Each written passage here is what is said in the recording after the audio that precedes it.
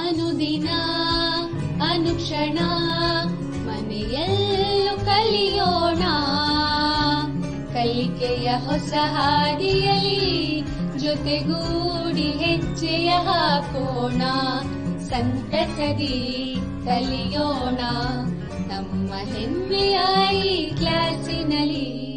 Yes, sir. Yes, teacher. Present, ma'am. अस्सलामु अलैकुम. Welcome to Samveda e classes.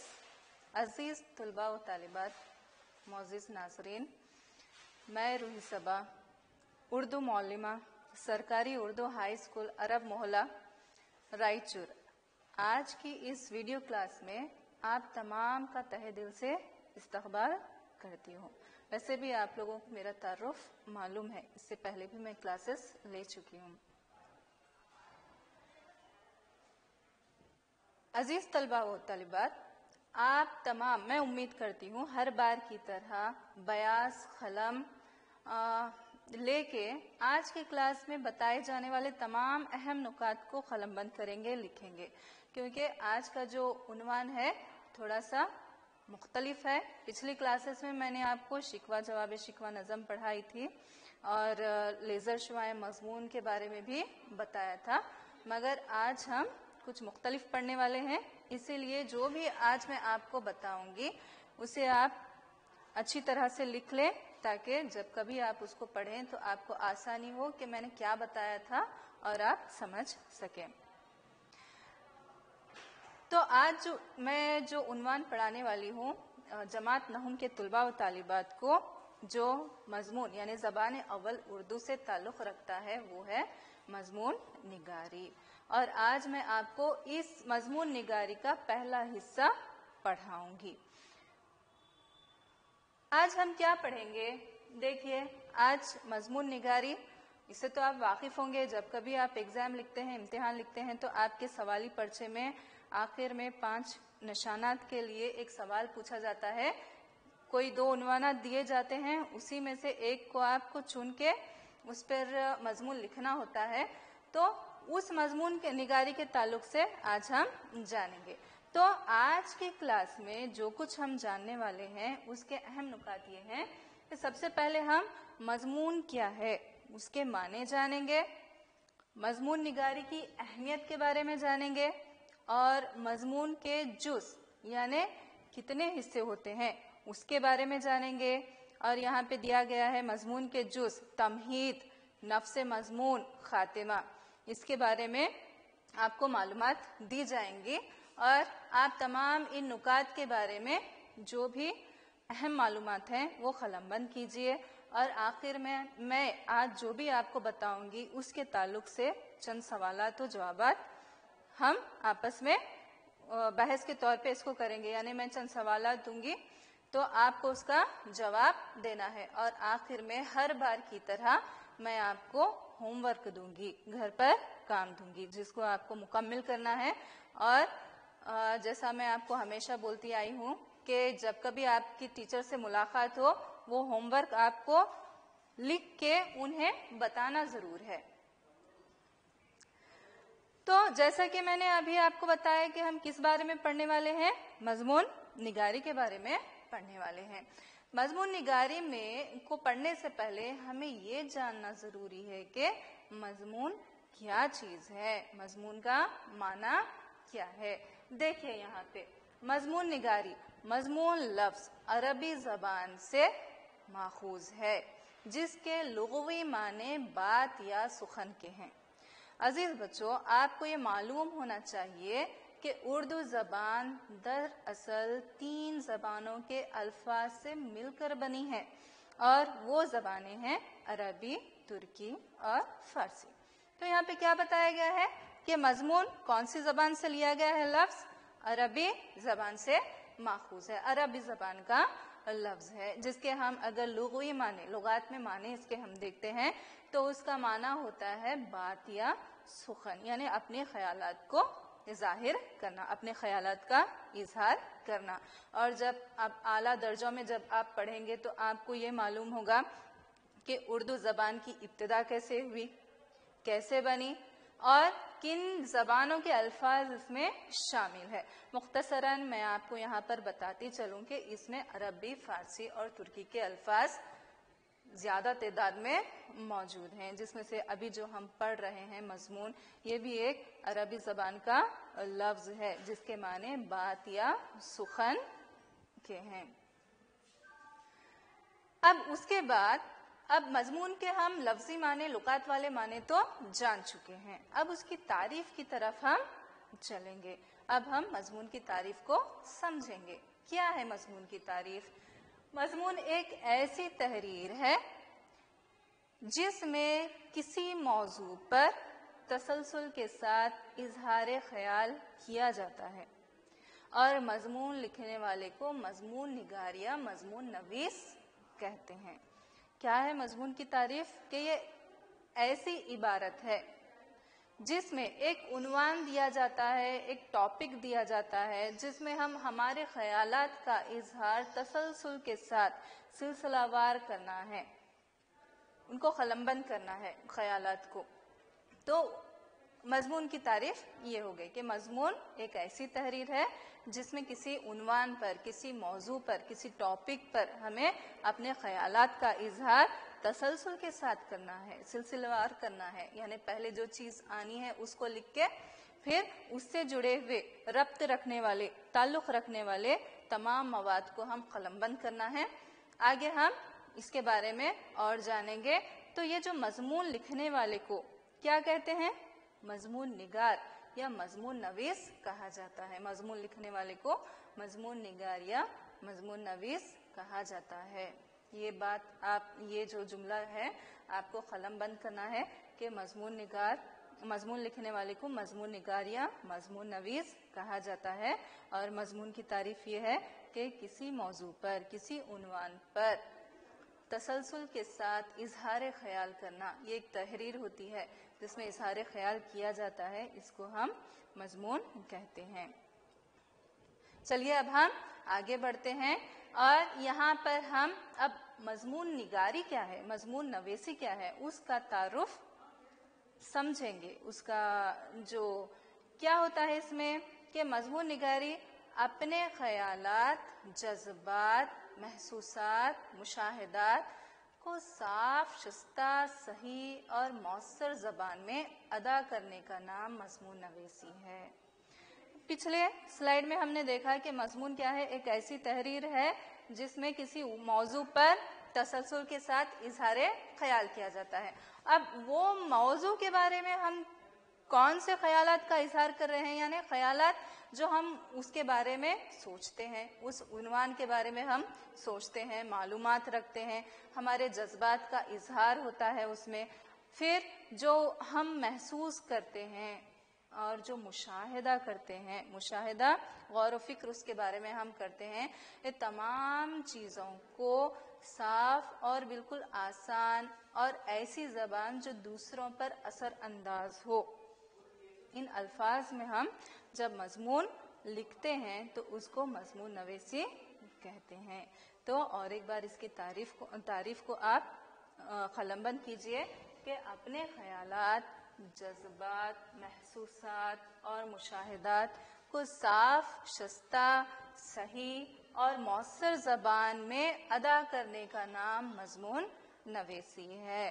اپنے خیالات کا اظہار کرتے ہیں ہم، اس میں جذبات کو ظاہر کرتے ہیں، جو ہم محسوس کرتے ہیں اس کے بارے میں لکھتے ہیں، اور جو جس چیز عنوان پر جو عنوان دیا جاتا ہے اس کے بارے میں اب تک ہم نے جو مشاہدہ کیا ہے وہ بھی ہم قلم بند کرتے ہیں. تو اس سے کہتے ہیں مضمون نویسی. اب مضمون کے معنی ہم نے جان لیے، مضمون کی تعریف ہم نے سمجھی، مضمون نویسی کی تعریف ہم نے سمجھی. تو اس مضمون نویسی کی اہمیت ہمارے اردو ادب میں کیا ہے اس کے بارے میں جاننا بھی بے حد ضروری ہے. کیا ہے اس کی اہمیت مضمون نگاری کی ہمارے اردو ادب میں؟ کیا ہو سکتی ہے؟ آپ کو کچھ اندازہ؟ چلیے میں آپ کو بتاتی ہوں. مضمون نگاری کی اہمیت، مضمون نگاری یا مضمون نویسی، ہم اس کو دونوں بھی کہہ سکتے ہیں، مضمون نگاری بھی کہہ سکتے ہیں اور مضمون نویسی بھی کہتے ہیں، کیونکہ कह सकते हैं, क्योंकि दोनों का माना वो मतलब बिल्कुल एक ही है, चाहे हम उसको मजमून निगारी कह लो चाहे मजमून नवेसी कह लो, दोनों एक ही बात हुई। तो मजमून निगारी या मजमून नवेसी इल्म व अदब का एक अहम जुज और खास फन है। उर्दू अदब मालूम है ना, अब अदब जितने भी आपके नसर वाली चीज़ें आती हैं, जितने भी आपके शायरी से ताल्लुक़ रखने वाली चीज़ें आती हैं और क़वाइद वगैरह जितना है, सबको मिलाकर हमारा उर्दू अदब बनता है। तो ये जो हमारा उर्दू अदब है उसका एक अहम हिस्सा और एक फ़न है, एक अहम हिस्सा और एक फ़न है जिसके ज़रिए इंसान अपनी, तो कैसा फ़न है ये, जिसके ज़रिए इंसान अपनी इल्मी व अदबी, अपना इल्म और जितनी जानकारी है उसको अदब के बारे में, वो तमद्दुनी व माशरती यानी तहजीब जो चली आ रही है उससे जुड़ी हुई और अपने माशरे से जुड़ी हुई, और मजहबी व तारीख़ी हमारे मज़हब से जुड़ी हुई और जितनी तारीख़ गुज़र चुकी है जो मौजूद है उससे जुड़ी हुई, जितने भी हर किस्म की मालूमात को दूसरों तक पहुंचा सकता है। मजमून नवेसी एक ऐसी चीज़ है जिसके ज़रिए इंसान अपनी मालूमात, चाहे वो इल्मी हो, अदबी हो, तमद्दुनी हो, माशरती हो, मजहबी हो या तारीख़ी हो, हर किस्म की मालूमात दूसरों तक पहुंचा सकता है। अगर इंसान को लिखने का अच्छा सलीका हो तो वो अपने ख़यालात को ऐसे मौसर अंदाज में पेश कर सकता है कि जिससे पढ़ने वालों के दिल मुतासिर हो जाएं। हाँ, अगर मजमून निगार को बहुत अच्छे तरीके से लिखना आता हो, अल्फाज पर महारत हासिल हो और जुमलों की बंदिश जो है इस अंदाज में करे कि वो सामने वाले पर असर अंदाज हो, सामने वाले पर असर अंदाज हो जाए, तो पढ़ने वाले बहुत ज़्यादा मुतासिर उनसे हो जाते हैं और यही लिखने वाले की कामयाबी का सबूत है। और यही जो तरीक़ा है, यानी ऐसी ज़बान, ऐसे अल्फाज का इस्तेमाल करना जो दूसरे क़ारियों पर, जो दूसरे जितने भी अशख़ास को पढ़ते हैं उन पर असर अंदाज हो या उन्हें मुतासिर करें, तो उसी को कामयाबी का सबूत माना जाता है। यहाँ पे हमने देखा कि मजमून निगारी बेहद अहम है, जिसके ज़रिए हम हमारे ख़यालात को, किसी उन्वान के बारे में जो भी जितने भी ख़यालात हैं उनको दूसरों तक आसानी से पहुंचा सकते हैं और इस अंदाज से कि वो बिल्कुल मुतासिर हो जाएं। और यही एक अच्छे लिखने वाले मजमून निगार की खासियत होती है, खूबी होती है कि वो दूसरों को अपने मज़ामीन से मुतासिर करे, अपने मालूमात से दूसरों को आगाह करे, अपनी मालूमात को दूसरों तक पहुंचाए।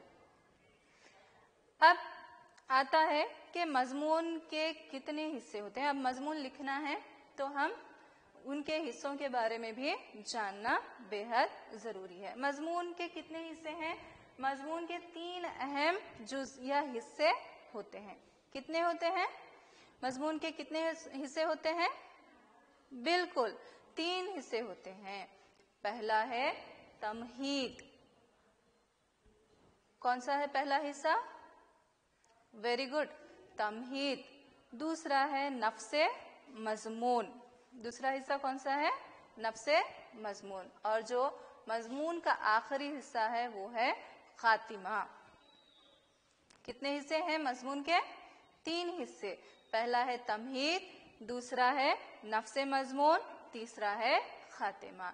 अब जब हमने इन हिस्सों के नाम जान लिए हैं तो इनकी थोड़ी सी तफसील जानना हमारे लिए ज़रूरी है, क्योंकि अगर हमें मजमून लिखना है किसी उन्वान पर तो तमहीद, नफ्से मजमून और खातिमे में क्या चीज़ आती है अगर वो हमें मालूम हो जाए तो हम मजमून आसानी से लिख सकते हैं। तो इनकी तारीफ को अब हम समझेंगे। पहला जो हिस्सा मैंने आपको बताया था, कौन सा हिस्सा है? बिल्कुल सही, तमहीद। मजमून का पहला हिस्सा कौन सा है? तमहीद। अब हम तमहीद के बारे में जानेंगे। तमहीद ये हिस्सा मजमून का तारुफ होता है। तमहीद क्या है? ये हिस्सा मजमून का, जो भी हम मजमून लिखने वाले हैं, जिस बारे में भी लिखने वाले हैं, उसका तारुफ होता है। इसे निहायत पुर असर और उम्दा होना चाहिए, यानी ये हिस्सा ऐसा हो कि असरअंदाज करने वाला हो, मुतासिर करने वाला हो और उम्दा हो, बेहतरीन हो। यानी आप इस हिस्से में किसी शेर का इस्तेमाल कर सकते हैं, किसी कौल का इस्तेमाल कर सकते हैं, किसी हदीस का इस्तेमाल कर सकते हैं, जो भी आपको सहूलत से मुयस्सर आए, जो आपके जहन में मौजूद हो, आपको लगे कि हाँ ये कौल या ये शेर सामने वाले पर असरअंदाज होगा, आपको वो चुनना है। चुन के, और ऐसे नहीं कि वो जो शेर कौल या कोई और चीज आप चुन रहे हैं वो उन्वान से बिल्कुल हटके है, ऐसा नहीं होना है, बल्कि जो भी आप चुनेंगे वो उन्वान से ताल्लुक रखने वाला हो। मजमून के मौजू के लिहाज से इब्तिदा करना चाहिए। हाँ, मौजू के लिहाज से इब्तिदा करना चाहिए। जैसे मजहबी अगर मौजू है तो आप इसमें किसी हदीस, किसी आयत का इस्तेमाल कर सकते हैं। ज्यादातर लोग हदीस का इस्तेमाल करते हैं। और कोई इस्लाही या मुआशरती अगर आपको उन्वान पर मजमून लिखना है तो आप वहाँ पे किसी कौल या किसी शेर जो उस उन्वान से ताल्लुक रखता हो उसका इस्तेमाल आप कर सकते हैं। यहाँ पे फिर मैं मजीद ये बताया गया है कि जैसे कोई इस्लाही या मुआशरती मजमून हो तो किसी हिकायत या कौल से इब्तिदा करना मुनासिब हो। मुआशरे में मौजूद किसी उन्वान पर, मुआशरे से जुड़ा हुआ किसी उन्वान पर आप लिखना चाहते हैं तो यहाँ किसी हिकायत का भी आप इस्तेमाल कर सकते हैं और कौल का भी आप इस्तेमाल कर सकते हैं। और उस तारुफ में कौल या शेर या कोई और चीज के साथ उस मजमून का तारुफ होना बेहद जरूरी है। ये पहला हिस्सा है। ये जो तमहीद है मजमून का तारुफ होता है, पहला हिस्सा होता है।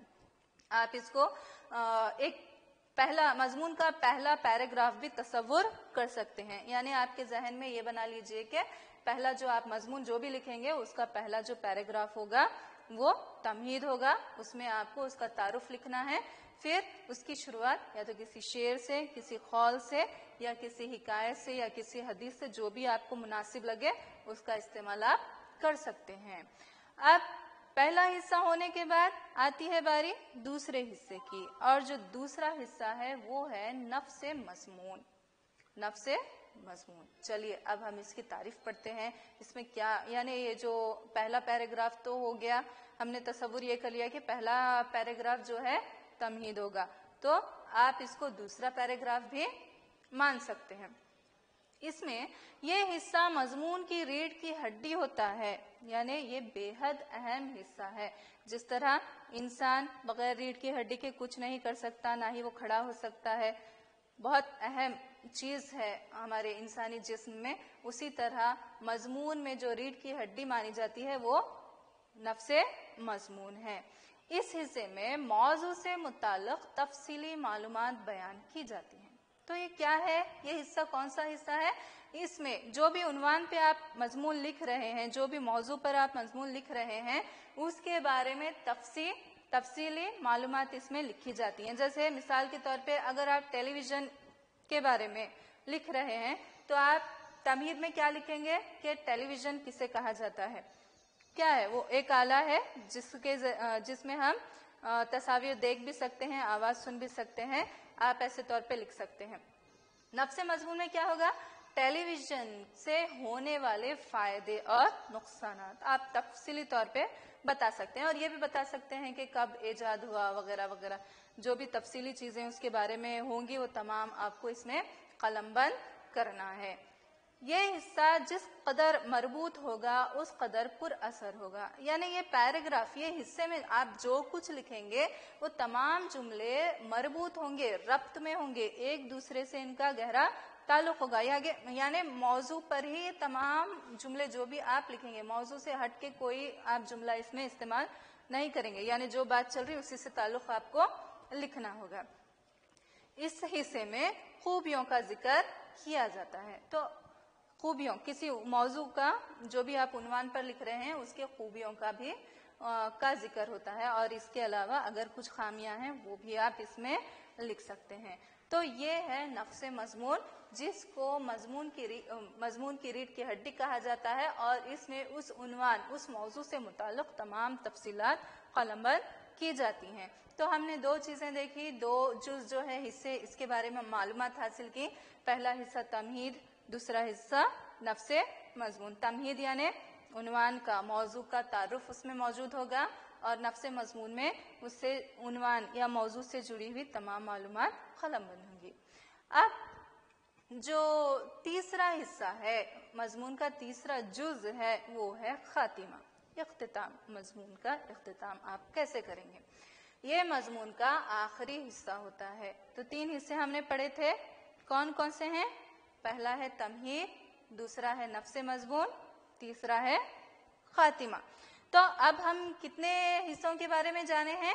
पहला, वेरी गुड, तमहीद के बारे में जाने हैं, और नफ्से मजमून क्या है वो भी हमने मालूम कर लिया। अब हम चलते हैं खातिमे की तरफ। ये मजमून का आखिरी हिस्सा है। इसमें मजमून का लुबे लुबाब पेश किया जाता है, यानी जो कुछ आपने मजमून में लिखा है उसका तमाम निचोड़ इसमें आ जाएगा। मजमून लिखने से पहले मौजू से मुताल्लिक मालूमात जमा करना जरूरी है। इसके बाद खाका बनाकर इसके मुताबिक ख्यालात को तसलसल के साथ बयान करना जरूरी है। इसमें क्या है, आप अब आपने क्या है, टेलीविजन के, मिसाल के तौर पे मैंने टेलीविजन का बताया है, अब तक आपको टेलीविजन का तारुफ हो गया, उससे होने वाले फायदे और नुकसानात हो गए। अब आखिरी हिस्से में आप क्या करेंगे कि आपकी अपनी राय उस उन्वान के बारे में, उस मौजू के बारे में क्या है। आप बोल सकते हैं कि टीवी, हाँ टेलीविजन का इस्तेमाल बेहतर है, हम उसको दूरी से देखें, दूरी बना के रख के देखें, और वही चीजें देखें जो हमारे लिए फायदेमंद है। यानी कुछ ऐसी चीजें भी होती हैं जो हमारे लिए नुकसानदाह होती है, बच्चों के लिए, बड़ों के लिए। तो ऐसी चीजों से हम दूरी बनाए रखना है, वो वगैरह जो भी आप अपनी राय है उसमें पेश कर सकते हैं। पूरा निचोड़ उसका आ जाता है कि जो कुछ आपने लिखा है तमहीद में, नफ्से मजमून में, उसका पूरा निचोड़ आपने क्या करना है, खातिमे में अपने राय के तौर पे लिखना है। तो मजमून के 3 हिस्सों के बारे में अब हमने जाना। पहला है तमहीद, दूसरा नफ्से मजमून, और तीसरा है खातिमा। अब आगे बढ़ते हैं कि मजामीन, मजमून निगारी किन किन मौजुआत पर, किन किन उन्वानात पर हम कर सकते हैं, लिख सकते हैं, यानी मजमून किस पर हम लिख सकते हैं। मजामीन में मुख्तलिफ मौजुआत, यानी मजहबी, समाजी, सियासी, साइंसी, जोग्राफियाई वगैरह मुताल्लिक लिखे जाते हैं। यानी मजामीन इसमें से किसी भी उन्वान पर लिखे जा सकते हैं। उन्वान मजहबी चीजों से ताल्लुक रख सकता है, समाजी चीजों से ताल्लुक रख सकता है, सियासी मामलात से ताल्लुक रख सकता है, साइंसी इजादात वगैरह से भी ताल्लुक रख सकता है, साइंस में जो भी चीजें आती हैं, और जोग्राफियाई उन्वानात भी इसमें आ सकते हैं।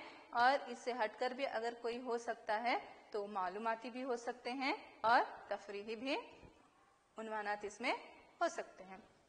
अब मुख्तसरन हम मजामीन के अक़साम पढ़ेंगे। ऐसे तो मजामीन बहुत लिखे जाते हैं, इसमें से यहाँ पे जो आपके लिए मैंने लिखा है वो ये है कि शख्सी, मालूमाती और तफरीही वगैरह, यानी इनसे हटकर भी हो सकते हैं।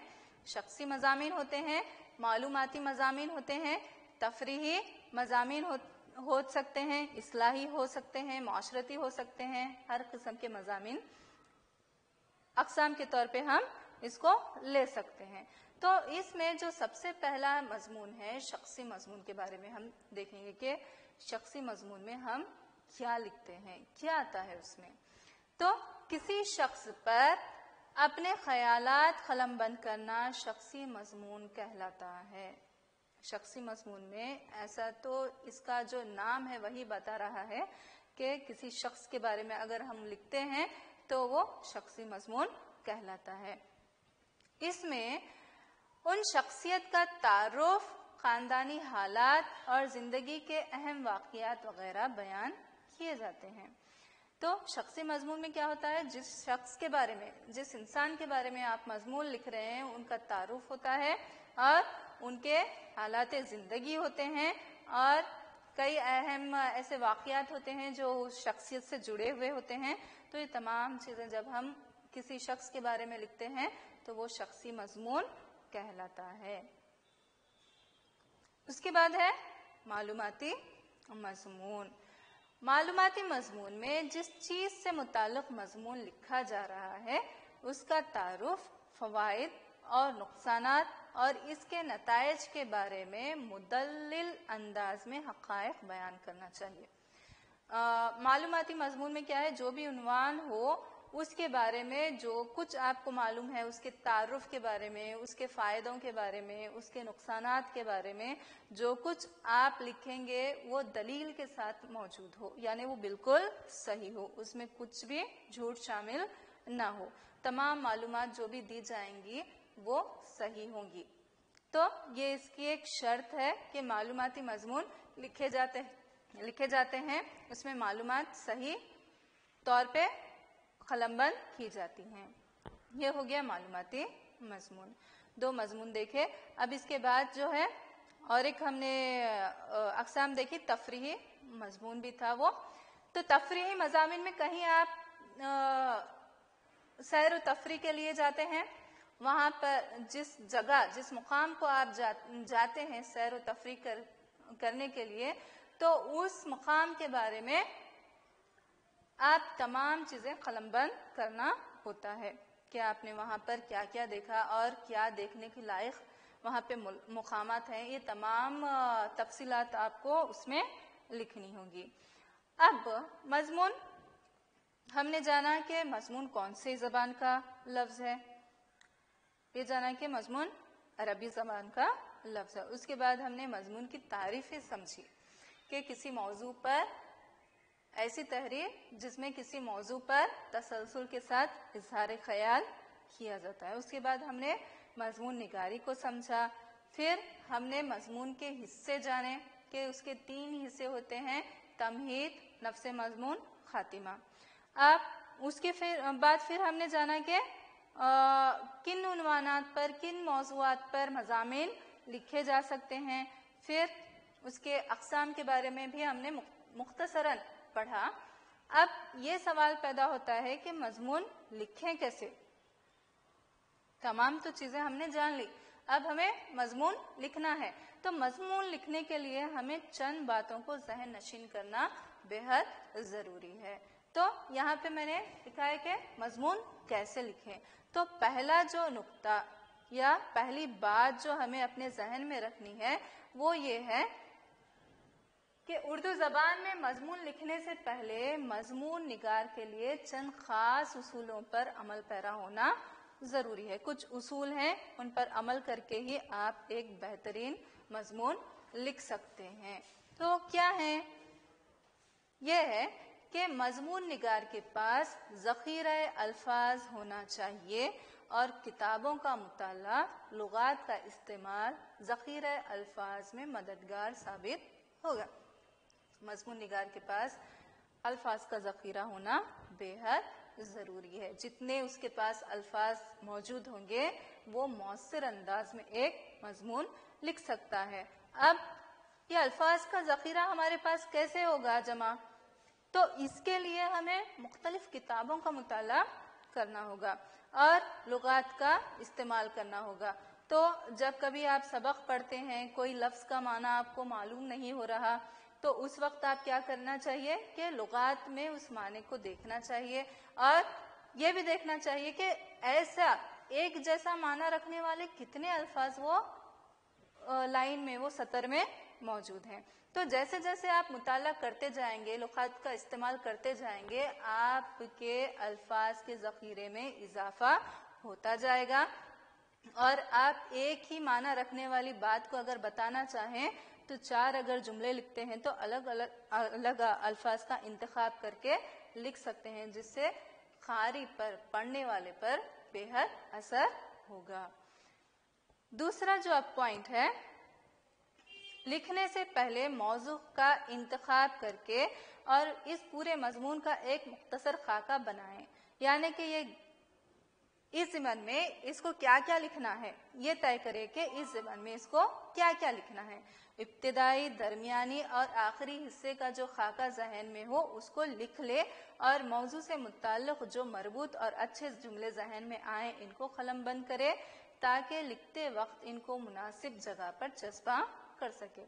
تو لکھنے سے پہلے کیا کرنا ہے، جو بھی موضوع کا آپ انتخاب کر رہے ہیں، منتخب کر رہے ہیں، اس کا ایک خاکہ بنا لینا بے حد ضروری ہے۔ جو کچھ معلومات آپ کو اس عنوان کے بارے میں ہے، موضوع کے بارے میں ہے، اس کو آپ کیا ہے خاکہ بنانا ہے کہ اب جیسا 3 حصے ہم نے پڑھے ہیں، تمہید ہے، نفس مضمون ہے، خاکہ، تو ایسے کون سے جملے ہیں جو ابتدائی حصے میں آئیں گے اور ایسے کیا مواد ہے جو درمیانی حصے میں آئے گا، اور ایسا کون سا مواد ہے جو بالکل آخری حصے میں آئے گا۔ یعنی تمہید میں آپ کیا کیا لکھیں گے اس کا خاکہ بنانا ہے، پھر نفس مضمون میں آپ کیا قلم بند کریں گے اس کا خاکہ بنانا ہے، پھر آخر میں خاتمے کا خاکہ بنانا ہے۔ اور جب عنوان کے بارے میں سوچتے ہیں تب آپ فوراً آپ کے دماغ میں، آپ کے ذہن میں جو بھی جملے آتے ہیں، آپ کیا کرنا ہے کہ اس کو پہلے لکھ لینا ہے، کیونکہ بعد میں اس کو ہم کہاں پر لکھنا ہے یہ بعد میں ہم طے کریں گے۔ یعنی فوری طور پہ جو آپ کو جملے ذہن میں آتے ہیں وہ تمام آپ کو لکھ لینا ہے، تاکہ مضمون لکھتے وقت کون سا جملہ آپ کو کہاں چسپاں کرنا ہے یا لکھنا ہے وہ آپ بعد میں طے کر لیں گے۔ تو ایک خاکہ بنانا ہے، جو بھی موضوع آپ منتخب کرتے ہیں، انتخاب کرتے ہیں، جو عنوان آپ لکھنے والے ہیں، جس پر آپ لکھنے والے ہیں، اس کے بارے میں ایک خاکہ بنا لیجئے۔ یعنی تمہید میں کیا لکھنا ہے، نفس مضمون میں کیا لکھنا ہے اور خاتمے میں کیا لکھنا ہے، اور جو بھی آپ کے ذہن میں جملے آتے ہیں وہ فوری طور پہ آپ ایک صفحے پر قلم بند کریں، بعد میں اس کو آپ اپنے حساب سے جہاں آپ اس کو لکھنا چاہتے ہیں وہاں آپ لکھ سکتے ہیں۔ اس کے بعد اور ایک پوائنٹ یا اور ایک چیز کیا ذہن میں رکھنا چاہیے کہ مضمون کا آغاز ایسے دلچسپ جملوں سے کیا جائے کہ جن سے پڑھنے والے کی طبیعت شروع ہی میں مضمون پڑھنے کی طرف مائل ہو سکے۔ اس کے علاوہ خیالات کو دلنشیں اور عمدہ انداز میں ظاہر کرنا چاہیے۔ الفاظ بھی موضوع و مناسب استعمال کیے جائیں، جملے سادہ اور چھوٹے ہوں اور غیر ضروری باتوں کا ذکر نہ کریں۔ اب کیا ہے، چلیے اب عنوان بھی منتخب ہو گیا، اب آپ کو لکھنا ہے، تو جو بھی جملے آپ نے لکھ لیے ہیں، مضمون کا آغاز، مضمون کی شروعات ایسے الفاظ، ایسے جملوں سے کیجئے کہ جو پڑھنے والا ہے اس کا دل یہ چاہے کہ میں اس مضمون کو پورا خاتمے تک پڑھوں، یعنی بیچ میں ایسی اس کو بوریت محسوس نہ ہو۔ ایسے جملوں کا آپ کو استعمال کرنا ہے کہ سامنے والے کی طبیعت اور پڑھنے پر مائل ہو سکے۔ اور اس کے علاوہ کیا کرنا چاہیے کہ انداز، جو معلومات بیان کرنا ہے اس کا انداز بے حد اچھا ہونا چاہیے، اور الفاظ بے حد موزوں و مناسب استعمال کرنا چاہیے تاکہ ہر کسی کو پڑھنے میں آسانی ہو۔ ایک دم اگر ہم فصیح الفاظ کا، بے حد فصیح الفاظ کا استعمال کرتے ہیں تو کچھ لوگ اس کے مفہوم کو سمجھنے سے قاصر ہوتے ہیں۔ تو الفاظ کا انتخاب ایسا کریں جو موضوع اور مناسب ہو، اور اس کے علاوہ جملے سادے ہونے چاہیے اور چھوٹے چھوٹے ہونے چاہیے۔ یہ جیسے جیسے آپ کے درجات، کلاسز بڑے ہو، آپ اگلی کلاسوں میں جائیں گے تو آپ کا جو لکھنے کا معیار ہے وہ اور بلند ہوتا جائے گا، اور جو لکھنے کا انداز ہے وہ بھی اور اچھی طرح اس میں ترقی ہوگی۔ اس کے علاوہ کیا ہے معلوم ہے، غیر ضروری باتوں کا آپ کو بالکل ذکر اس میں نہیں کرنا چاہیے۔ یہ شروع سے جب سے مضمون میں آپ کو سمجھا رہی ہوں یہ کلاس میں، تب سے میں آپ کو بتاتی آ رہی ہوں کہ غیر ضروری چیزوں کا اس میں آنا ضروری نہیں ہے۔ جو عنوان ہے اسی سے تعلق آپ کو تعلق رکھتا ہوا مواد آپ کو اس میں قلم بند کرنا ہے۔ ہاں مضمون کو، اور کیا ہے، مضمون کو دلچسپ بنانے کے لیے درمیان میں جا بجا مختلف سرخیاں بھی قائم کر دی جائیں. مختلف سرخیاں آپ ہیڈ لائنز کی طرح انڈر لائن کر کے، یا پھر کوئی ایسی مضمون میں آپ اہم بات بتا رہے ہیں جس کو قاری تک پہنچانا بے حد ضروری ہے، ویسے جو جملے ہوں گے ان کو آپ بہت کسی دوسرے رنگ کے پین سے لکھ سکتے ہیں، یا پھر اس کو کسی دوسرے رنگ کے پین سے انڈر لائن کر سکتے ہیں.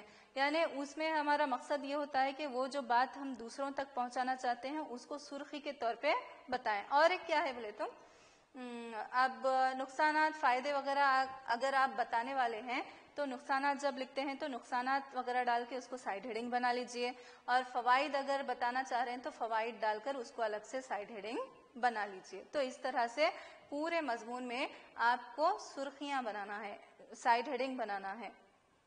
مضمون میں اختصار کا خاص طور پر خیال رکھنا چاہیے، اور اس بات کا خیال بھی رکھنا چاہیے کہ مطلب واضح سے ہو سکے. یعنی مضمون بے حد طویل نہ ہو.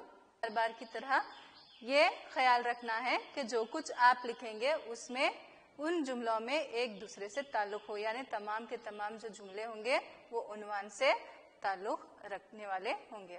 اور آخر میں دیکھیے آپ کچھ سوالات و جوابات. مضمون کی تعریف بیان کیجیے. تو میں نے آپ کو بتایا تھا، ہاں وہی جواب ہے کہ مضمون ایک ایسی تحریر ہے جس میں کسی موضوع یا عنوان پر تسلسل کے ساتھ اظہار خیال کیا جاتا ہے. اور دوسرا سوال کیا ہے، مضمون کے کتنے حصے یا کتنے جز ہوتے ہیں؟ تو بالکل صحیح، مضمون کے 3 جز ہوتے ہیں. پہلا ہے تمہید، دوسرا ہے نفس مضمون، اور تیسرا ہے خاتمہ. اور آخر میں اب آپ کا ہوم ورک، گھر پر کام، آپ کو اس سوال کا جواب لکھنا ہے.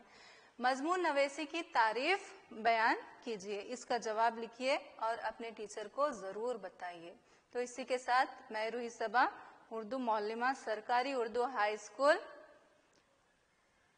عرب محلہ، رائچور، آج کی اس کلاس کا اختتام کرتی ہوں. اللہ حافظ.